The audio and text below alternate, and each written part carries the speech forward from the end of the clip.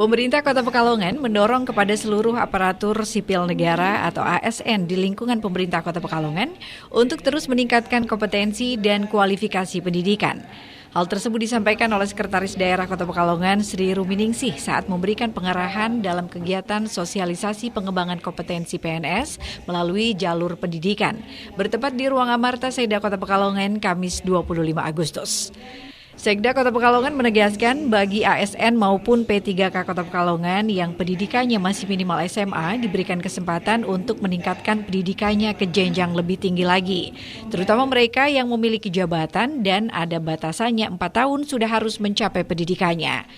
Menurutnya, mewujudkan pemerintahan yang baik diperlukan SDM ASN yang memiliki kompetensi yang memadai sesuai dengan semangat reformasi dan birokrasi bersih melayani. Berbicara SDM di pemerintahan, baik ASN maupun P3K dituntut kompetensinya lebih ke arah jabatan fungsional karena adanya penyederhanaan dari struktural ke fungsional. SDM ini sekarang kan menjadi kompetensi SDM ASN ini menjadi perhatian yang sangat utama.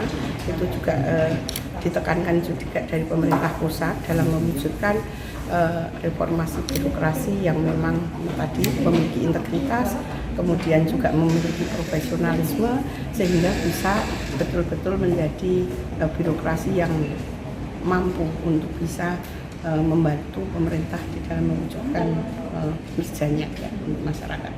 Selama ini berarti untuk rata-rata pendidikan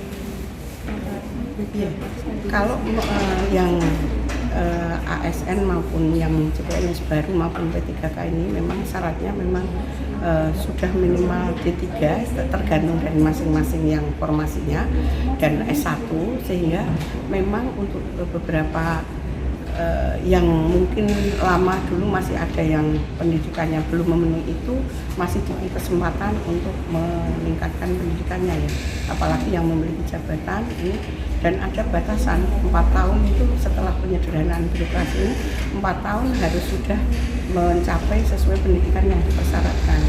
Kalau itu mungkin tidak ya mungkin akan ada atau semacam kebijakan-kebijakan ataupun mungkin konsekuensi yang akan diterima nantinya.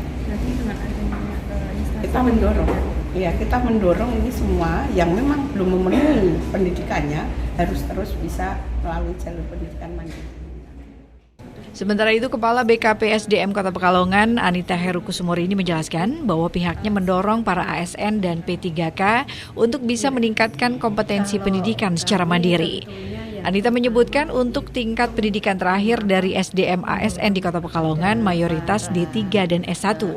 Berdasarkan data BKP SDM, untuk tingkat pendidikan lulusan SD sebanyak 46 orang, SMA sebanyak 426 orang, D1 5 orang, D2 17 orang, D3 468 orang, D4 76 orang, S1 sebanyak 1.887 orang, S2 sebanyak 194 orang, dan S3 sebanyak 4 orang.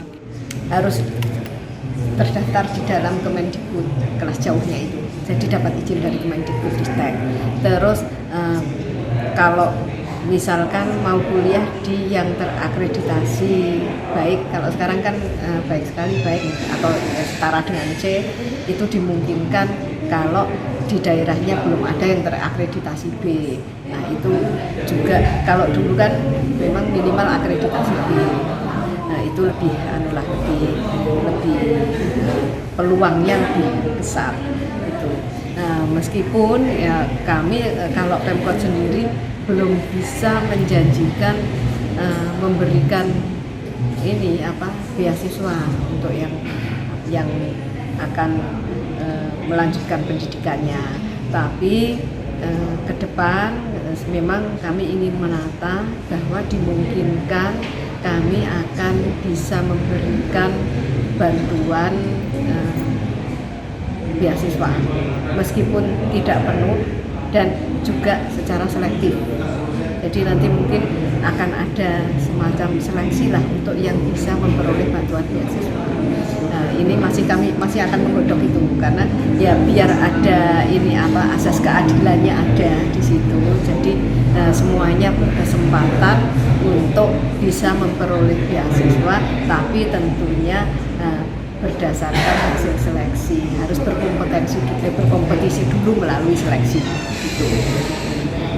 Harapannya ya tentunya akan lebih membangkitkan minat para PNS ini untuk melanjutkan pendidikannya, karena memang itu sudah menjadi tuntutan, apalagi nanti kalau kita mau menuju ASN kelas dunia, tentunya yang namanya pendidikan ini adalah hal yang mutlak yang harus kita penuhi di situ.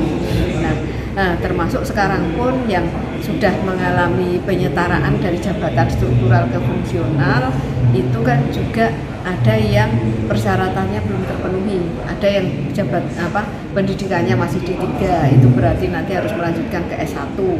Yang pendidikannya S1 sudah S1 tapi ternyata jabatan fungsionalnya itu mensyaratkan pendidikannya minimal S2, ya berarti dia harus ambil S2.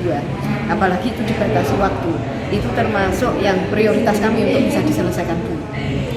Berarti misalnya ada lanjut di atau tidak memungkinkan untuk belajar. Jadi makanya kan ada sekarang namanya semuanya tugas belajar ya.